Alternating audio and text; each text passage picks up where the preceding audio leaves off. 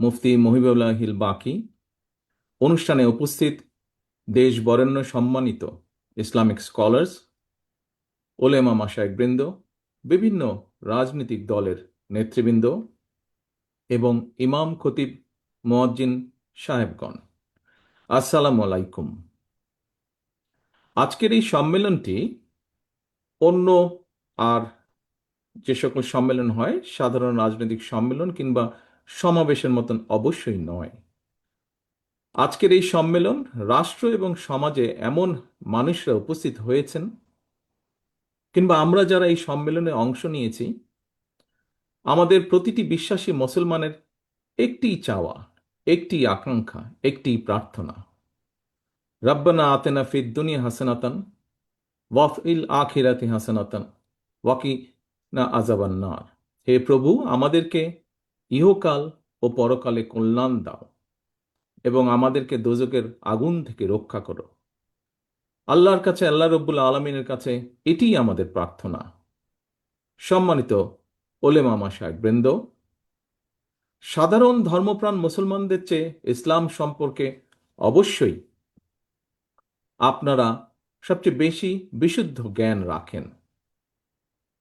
একজন বিশ্বাসী মুসলমান এবং রাজনৈতিক কর্মী হিসাবে ইসলাম সম্পর্কে সাধারণ মুসলমানদের যে মৌলিক জ্ঞান, সেই জায়গা থেকে আমার ধারণা, বা আমি বলতে পারি, বলি, তাওহিদ, রিসালাত, আখিরাত, এই তিনটি বিষয় নিঃশর্ত বিশ্বাস স্থাপন ছাড়া কারো পক্ষে বিশ্বাসী মুসলমান হওয়া সম্ভব নয়। আর প্রতিটি বিশ্বাসী মুসলমানের জন্য কালেমা, নামাজ, রোজা, হজ, জাকাত, ইসলামের এই পাঁচটি মূলনীতি অবশ্যই পালনীয়, এর কোনো বিকল্প নেই। আমরা দেখতে পাই ইসলামের এই পাঁচটি বিষয়ে কিন্তু বিশ্ব মুসলিম উম্মার মধ্যে কোনো বিরোধ নেই, বরং সবার চূড়ান্ত ঐক্য রয়েছে। তবে ব্যক্তি এবং সমাজ জীবনে এইসব বিধি বিধান, বাস্তব প্রক্রিয়া পদ্ধতি নিয়ে কিংবা হীন দলীয় স্বার্থে ইসলামের রাজনৈতিক ব্যবহার নিয়ে ইসলামিক স্কলারদের মধ্যে মাঝে মাঝে আমরা মতবিরোধ এবং ভিন্ন মত দৃশ্যমান দেখি। একটি রাজনৈতিক দল হিসাবে বিএনপি মনে করে আল্লাহর উপরে পূর্ণ আস্থা ও বিশ্বাস এবং মহানবীর শান এবং মান সমুন্নত রেখে ইসলাম নিয়ে গবেষণায় নিঃসন্দেহে কোনো বাধা নেই। তবে ধর্মীয় ইস্যু নিয়ে বিরোধ কিংবা ভিন্ন মত অথবা হীন দলীয় রাজনৈতিক স্বার্থে ধর্মীয় বিধানের উদ্দেশ্যমূলক ব্যাখ্যা কখনো কখনো সমাজে অস্থিরতা সৃষ্টির কারণ হয়ে ওঠে।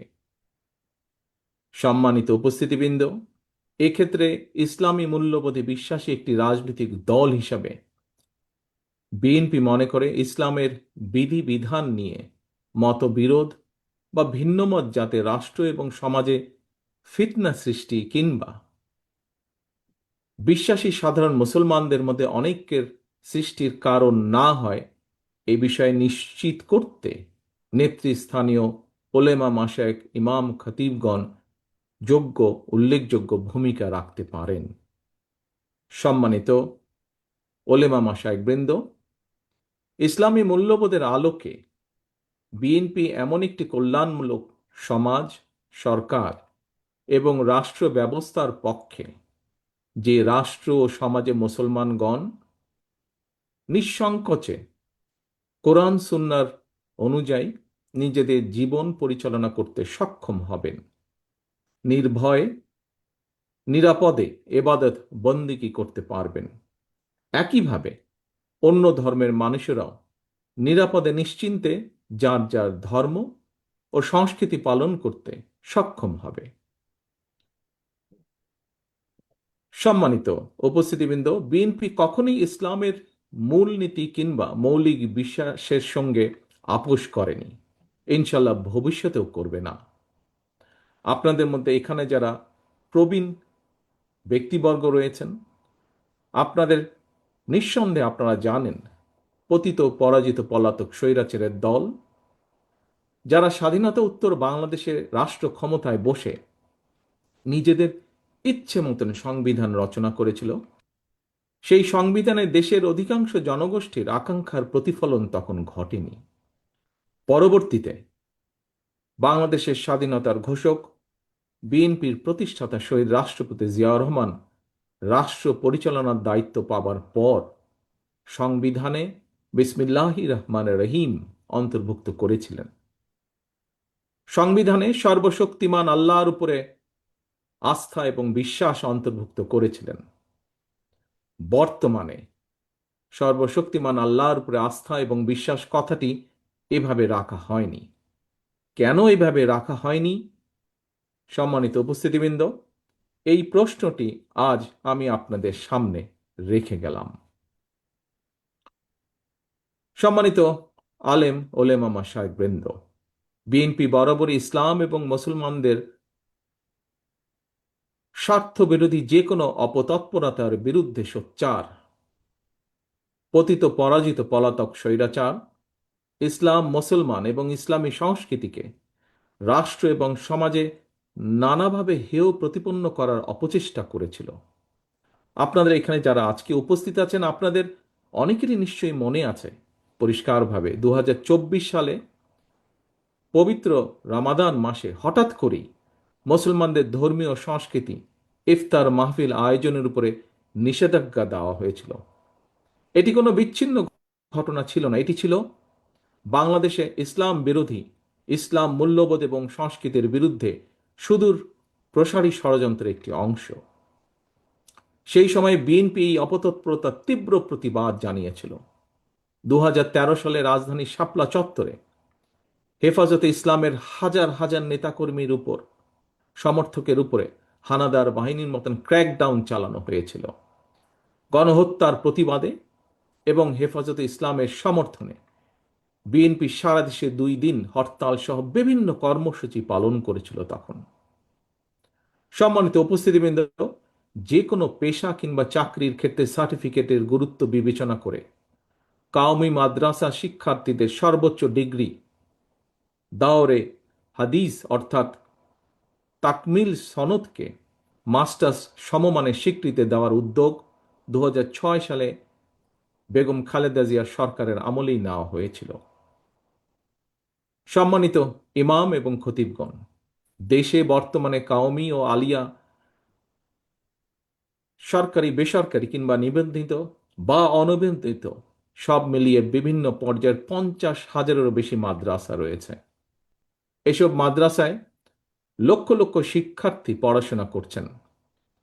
দেশের সরকারি কিংবা বেসরকারি ব্যবস্থাপনায় সারা দেশে সব মিলিয়ে মসজিদের সংখ্যা প্রায় 3.5 লক্ষ বা তারও কিছু বেশি হতে পারে।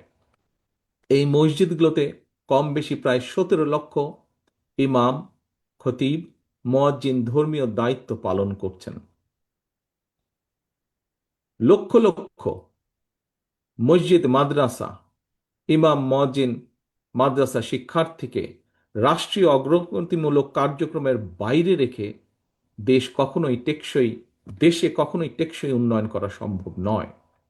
এবং এই বাস্তবতা থেকে বিএনপি আগামী দিনের কর্মসূচিতে এ ব্যাপারে সুনির্দিষ্ট কর্মপরিকল্পনা গ্রহণ করেছে। সম্মিলিত ইমাম খতিব পরিষদের আজকের এই সম্মেলনে আপনারা আলেম ওলেমা, ইমাম, খতিব ও মুয়াজ্জিনদের স্বার্থ সংশ্লিষ্ট বেশ কয়েকটি দাবি উপস্থাপন করেছেন। আপনাদের উপস্থাপিত দাবিগুলোর বেশ কয়েকটি দাবি অগ্রাধিকার ভিত্তিতে পূরণ করার সব রকম সুযোগ রয়েছে বলে আমি মনে করি। আপনারা ইমাম, খতিব, মুয়াজ্জিনদের জন্য সার্ভিস রুল প্রণয়নের দাবি জানিয়েছেন। আপনাদের এই দাবিটি অত্যন্ত যৌক্তিক। অনেক মসজিদে মসজিদ কমিটির ইচ্ছা অনিচ্ছার উপরে ইমাম, মুয়াজ্জিনের চাকরি নির্ভর করে। আমি মনে করি এটি হওয়া উচিত নয়, এটি হতে পারে না। এটিকে আমি ইমাম, মুয়াজ্জিনদের বিরুদ্ধে অন্যায্য আচরণ বলে মনে করি। ইনশাল্লাহ আল্লাহর রহমতে বিএনপি রাষ্ট্র পরিচালনার সুযোগ পেলে সার্ভিস রুল প্রণয়নের ব্যাপারে অগ্রাধিকার ভিত্তিতে বাস্তবায়নের উদ্যোগ বিএনপি সরকার গ্রহণ করবে ইনশাল্লাহ। উপস্থাপিত অন্যান্য দাবিগুলো বাস্তবায়নের জন্য কার্যকর উদ্যোগ বিএনপি সরকার ইনশাল্লাহ গ্রহণ করবে।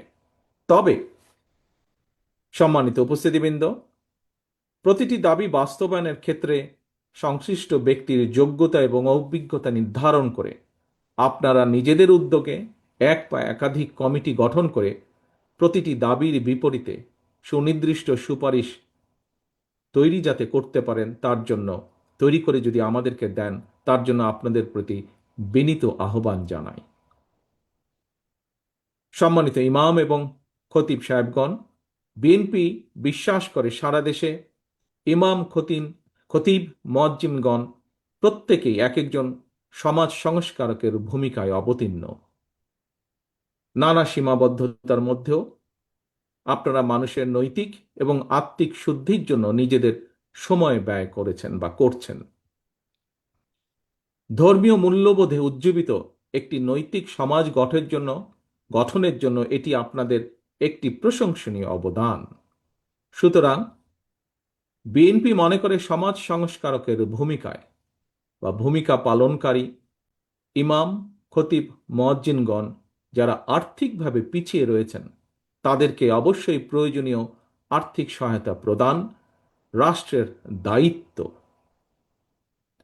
এমন বাস্তবতায় ইমাম, মুয়াজ্জিনদের মধ্যে যারা আর্থিক টানাপোড়েনে রয়েছেন তাদেরকে প্রতি মাসে রাষ্ট্রীয় তহবিল থেকে একটি নির্দিষ্ট পরিমাণ সম্মানী ভাতা দেবার ব্যাপারে বিএনপির একটি পরিকল্পনা রয়েছে।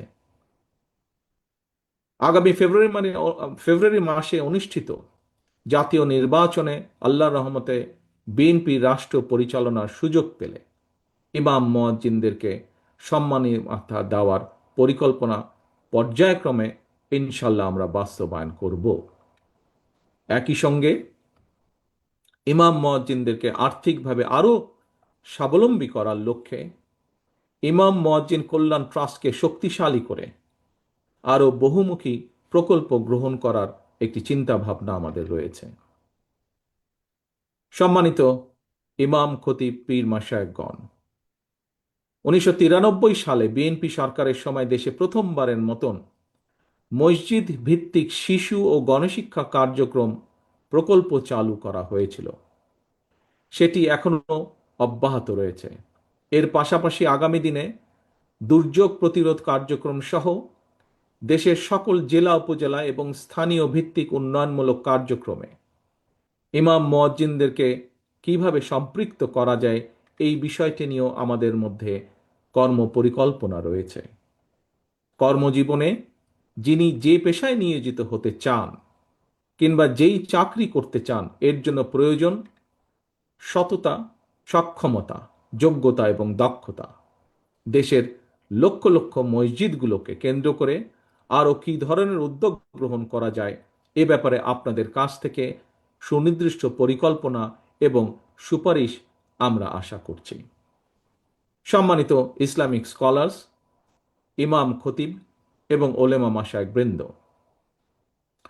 দীর্ঘ ১.৫ দশকের তাবেদারি শাসন শোষণের মাধ্যমে আরও একবার প্রমাণিত হয়েছে ঈমান, ইসলাম এবং দেশের স্বাধীনতা, সার্বভৌমত্ব রক্ষা করতে হলে আমাদের ঐক্যের বিকল্প নেই। সুতরাং দেশ এবং জনগণের স্বাধীনতা সুসংহত করার জন্য আগামী জাতীয় নির্বাচন অত্যন্ত গুরুত্বপূর্ণ এবং তাৎপর্যপূর্ণ। প্রিয় দেশ বরেণ্য, সম্মানিত ওলেমা মাশায়েখগণ, একজন বিশ্বাসী মুসলমান হিসাবে এবার আমি আমার একটি প্রত্যাশার কথা আপনাদের সামনে ব্যক্ত করতে চাই। এখানে উপস্থিত আমরা সবাই জানি আহলামে জালিয়াতের সময় আমাদের মহানবীকে যারা অপছন্দ করত তারাও কিন্তু মহানবী সাল্লাল্লাহু আলাইহি সাল্লামকে ন্যায়পরায়ণ হিসাবে জানত, মানত এবং বিশ্বাস করত।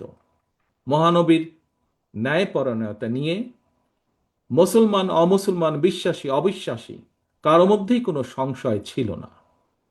মহানবীর সেই ন্যায়পরায়ণতার আদর্শ সমুন্নত রেখে রাষ্ট্র এবং সরকার পরিচালনায় বিএনপির মূল মন্ত্র হবে ইনশাল্লাহ ন্যায়পরায়ণতা।